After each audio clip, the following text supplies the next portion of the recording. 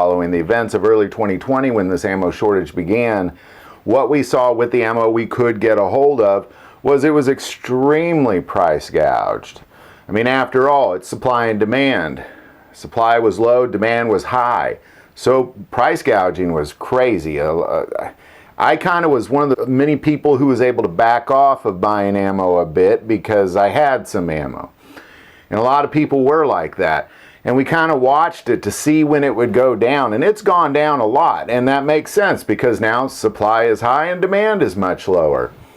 So cost has gone down, but it still hasn't gone down enough.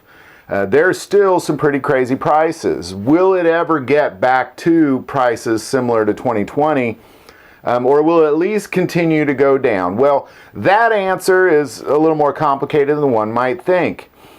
First of all, Russian ammo obviously is not going to go down. Since they have banned importation of Russian weapons and ammo into the United States, obviously rounds like 7.62 by 39 and 7.62 by 54R are going to be much harder to get. I mean, there's obviously places that make it other than Russia, but the biggest importer of those rounds was Russia. Now that is going to dry up. Obviously, there's probably always going to be some Russian ammo floating around the country, but new ammo is drying up. And then you have NATO ammo, 9mm, 223, 5.56, 308. But in the NATO standards, those prices are going much further down because that's what ammo manufacturers are pumping out is the NATO standards. So we're seeing really pretty close to January of 2020 prices in 9mm and 5.56, and there seems to be an abundance of it. And then when you get into deer hunting rounds, those have also gone down. Now they're much harder to find, but around pre-January 2020, deer ammo around Missouri was costing you about $17, $18 for a box of 20 rounds. Right now, the cheapest I could find is around $27, so I think it still has about 10 bucks to go. But again, right now it's fall and nobody's making a lot of deer ammo, so supply is low and demand is high, so that's going to be a much slower fall, as is revolver rounds like 357, 38 special.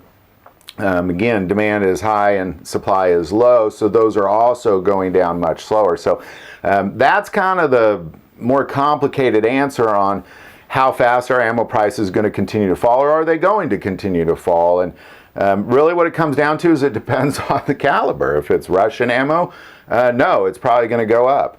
If it's NATO ammo, it's definitely going to go down. If it's hunting ammo, it's kind of holding still. And if it's revolver rounds and kind of those Wildcat cartridge, it's kind of holding still as well.